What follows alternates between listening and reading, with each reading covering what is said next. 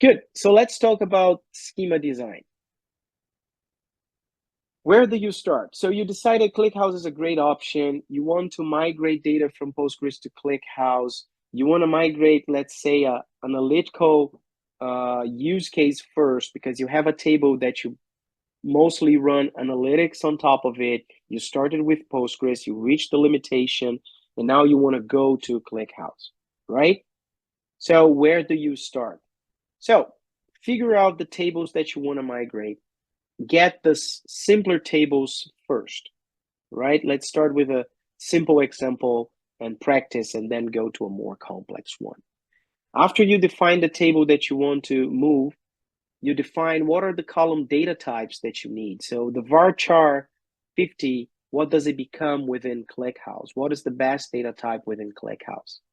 Then you define the primary key that you need, then you load the data, and then you run some queries. Okay? And that's exactly what we're going to do. So starting with simpler tables, what are we going to move? So we have the vote types table. It's a very simple one. We have the post type tables. It's a simple one. And we have the badges table, which is also a simple one. In this case, vote types and post types are just too simple. So let's go with badges. I think it's a good enough example that we can cover a lot of ground and learn a lot of different things. Great. So the PostgreSQL schema for the badges table is this one.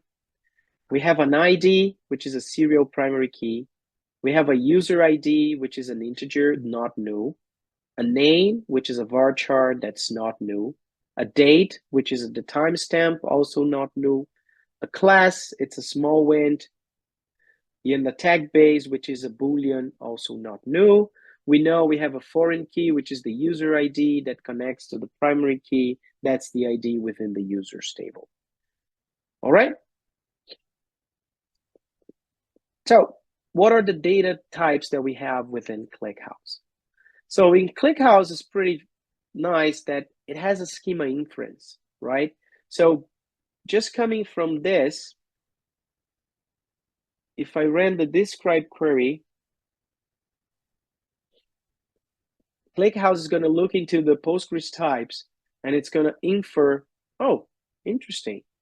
This is an integer 32, this is a string, this is a date time, etc. Right? So ClickHouse is going to go through those types and it's going to do the inference for us. What are the best practices when it comes to data types? First of all, avoid nullable columns. In this case, it's easy because all the columns we have, they're not null. But if any of those could be nullable, there is a big chance that ClickHouse is actually going to give you as a schema inference a nullable integer 32. You should avoid that. Whenever possible, use a default value instead of a nullable column. Within ClickHouse, they add storage and computing overhead without benefits in most cases. Use minimal precision for numeric types. So instead of just going with a float 64, use float. Actually, don't use floats at all. You can have a decimal, which is a better data type for actually storing digital decimal numbers. Minimal precision for data types. So instead of a date 32, you probably want to just use a date. Instead of a date time 64, you probably want to use a date time. Again, if you need nanosecond precision, go for date time 64. If you need it, use it. My point is, minimal means if you don't need it, just don't use it.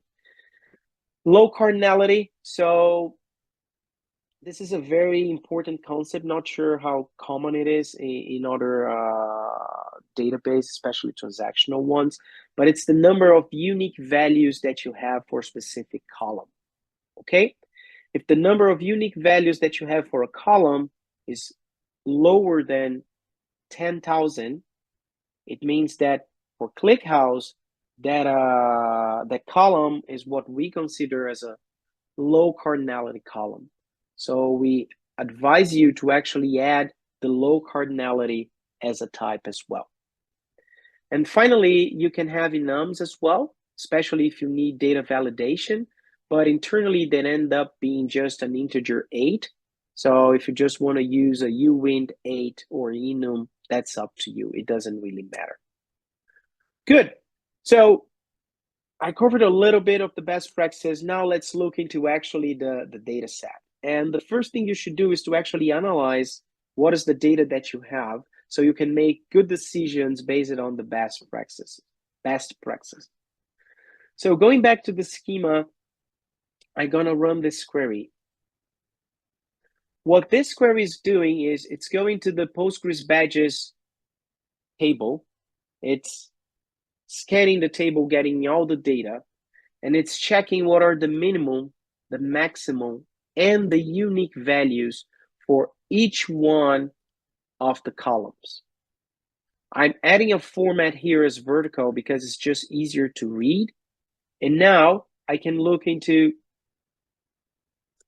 those values and see, oh, okay, so the minimum ID that I have, it's 83,000. The maximum ID, it's actually 53 million. The number of unique IDs is actually pretty high. So based on this, I know I need an integer that's big enough to hold up to this value. I know that I don't need have anything that's below 0, so I don't need negative numbers. And I know that the number of unique is just too high that I actually cannot use low cardinality or any other optimization. Okay, so I do this on each one of the different columns. And then you can build a table similar to this one, where we can actually see the minimum, the maximum, and the unique values. For example, the date, I can see here that even though I'm storing sub-second precision, it's actually all 0. What is the value of knowing like the sub-second precision of when someone gained a badge, right? Does it even really matter that the hour that they got that badge?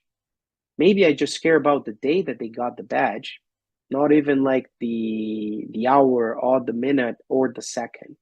So just play with the precision depending on the use case, right? So strings, often it doesn't matter min and max, they are just strings. Unique for strings is really important. So in this case, I have only 5,000. So that means that name can actually be a low cardinality string. So that's a great optimization that we have. What else do we have here? Class and tag based, like they're very low numbers, like very low cardinality. So after that, you start coming from the schema inference and you start moving to your final values, right? So what I had as an integer 32, I know the minimum is actually greater than 1, than 0, so you can actually go for an unsigned integer. The user ID, there's not much we can do. 32 is good enough. The name is not only going to be a string, but because the uniqueness is lower than 10,000, we can add the low cardinality. The datetime, seconds is enough. So I don't need datetime 32. I don't need datetime 64. I can just have datetime. Class, uinteger 8. And the tag based is a Boolean. So this could be an enum. It's up to you. It's how you want to define it. It doesn't really matter for ClickHouse in terms of performance. And this could also be a uint 8 instead of a Boolean. To ClickHouse also, it doesn't really matter. It's about how do you want to use it, okay? So here's a list of all the types. We actually added this documentation not too long ago. Where's the rest of the documentation? Yeah, it's the... no, there's another one. Yeah, so that's the whole Postgres integration doc. And within here, you have the comparison, you having how to insert data, an overview in terms of migration guide. So a lot of the content that you'll find here in this page, let me share it with you. I think it's this one. Yeah. A lot of what you'll find there in the docs, I kind of summarize here in this training. So yeah, you have all the data types here. So day, timestamp is a datetime, Rio is a float 32, double float 64. Again, this is the one-to-one mapping. It doesn't mean that's the best option. Especially for float, you might want to implement it as a decimal. Again, there are a lot of performance benefits in there. For the string, you have like varchar, bit variant, byte, like a lot of them just use strings. For geography, you have point, ring, polygon, multi-polygon. You have a few different types. So just take a look and really try to understand how you map it. Let me see if there are any questions.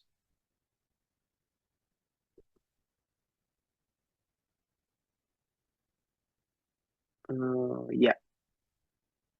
Okay. Oops, wrong button. What do we get out of here now? Yeah.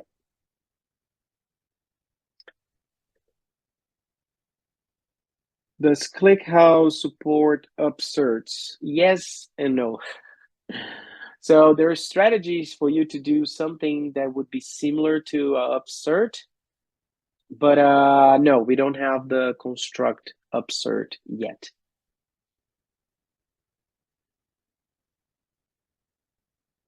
Do you have best practices like you mentioned in the data types? I mean, in a document? Yeah, that's the documentation. If you go to migration guide, for example, designing schemas, it's all about the best practices like nullable, like it's going to tell you that's not good, that you should make sure to not use it, like how to do the initial load. So you have a lot of best practices in here as well. It's just a little bit more dense and it goes into more details than I have time to do within the 2 hours. Good. ClickHouse primary keys. Let's get there. So first thing, they're different from Postgres primary keys. What were those point polygon date types? Yeah, it's just types that are supported by ClickHouse if you want to play with geography and geometry. If you're interested and you want to do things related to this, just check the documentation about it. Wow, actually, I have a link into all of them, which is pretty cool. So yeah, here's like data types. So if you go to the SQL reference documentation, data types, there's a list of a lot of them. If you go to the geometric ones, you have point, ring, polygon, and the details are just here with a good reference to like a blog with a good that uses this type of data. Let me see if I did everything that I wanted here. Yeah, I can create and load it. Yeah, we're gonna do this in a bit. Where's the slide? I missed the slide. Yeah.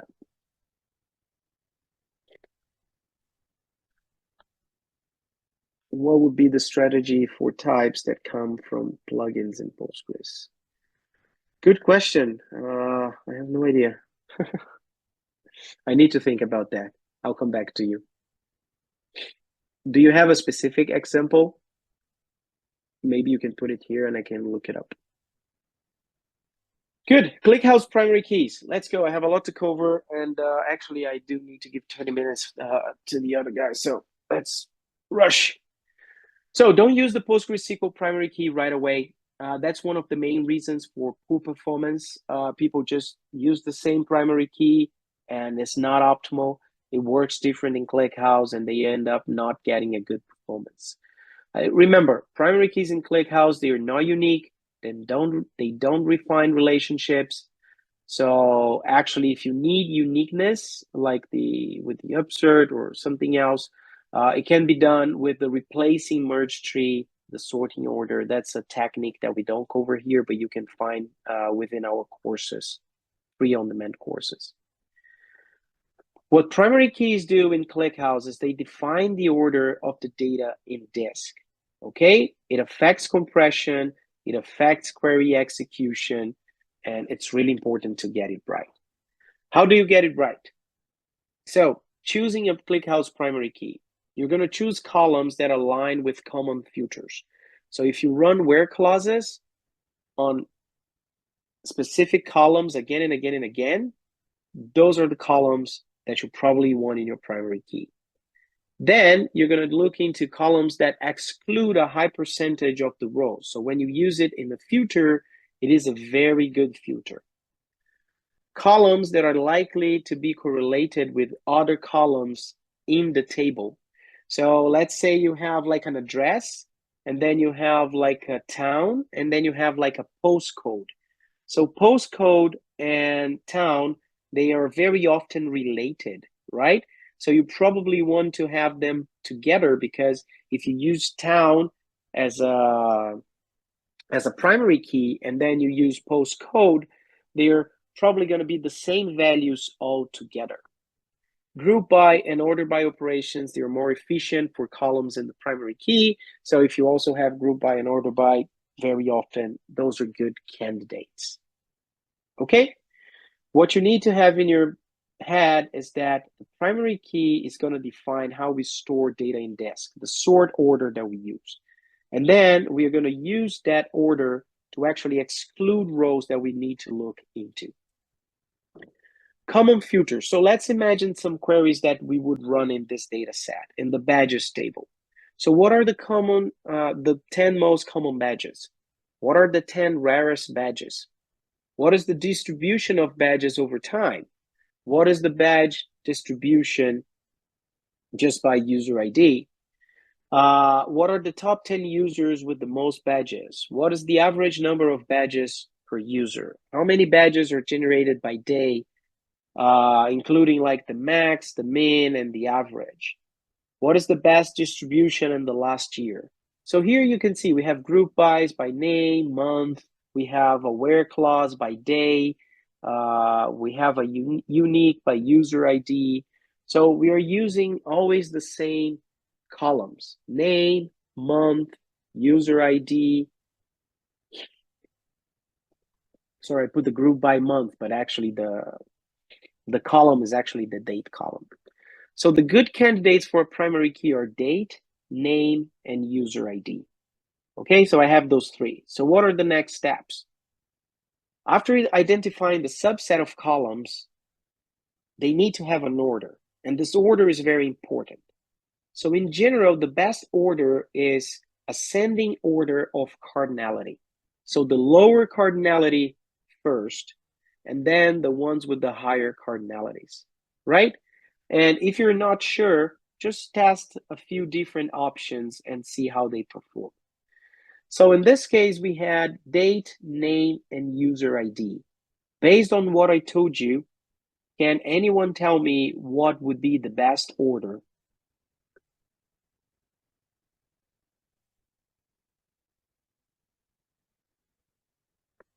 Out of those three, what would be the best order?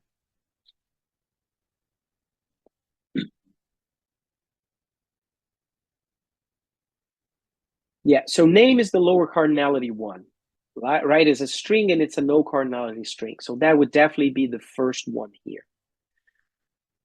Date is just like completely random and different dates. So user ID might be a good way to actually, given the name of the badge, I could actually have like the user's order in there based on the ID they have. And then I would have the date. So yes, name, user ID, and date, it's how I would do it. Good, so we have a badge final schema. We can finally create the badges table. And now we can go to load the data. How do we load the data? Very simple. You just do an insert into badges, reading from PostgreSQL. And again, here you have a few options. I chose the table function. So let me run it here. I'll create the table exactly as we just discussed. I decided the class to be a uint 8 instead of a enum. It could be an enum. I think the labs are different, more flavorful. And then I can run the insert. It's going to start reading all the badges from the PostgreSQL table. It's going to copy all this data, and it's going to insert this data into ClickHouse. Done. If now I do a select, I don't know, count from badges, we have the badges table already within ClickHouse. We have all the data in ClickHouse. We can now start running analytics. So the next step will be running queries. Before we go that, I word on loading data. And I think a lot of people are actually interested in this part. And I'm sorry to disappoint you. This is as far as I go when it comes to the different strategies of loading data. As I said, I plan to build a new course, but this is a discussion on its own. It's another 2-hour discussion on the topic. So ClickHouse table functions, one-off bulk loads. It's very easy. That's what I just did. You saw it. File exports. You export a file from Postgres, and then you go and read that into ClickHouse. Again, one-off bulk loads, but it's cumbersome. But sometimes it's already in place. You already extract the data as a file because you do other stuff. You can import to Postgres using those files. ETL tools. So you can have two ways. You can do a one-off bulk or incremental data loads.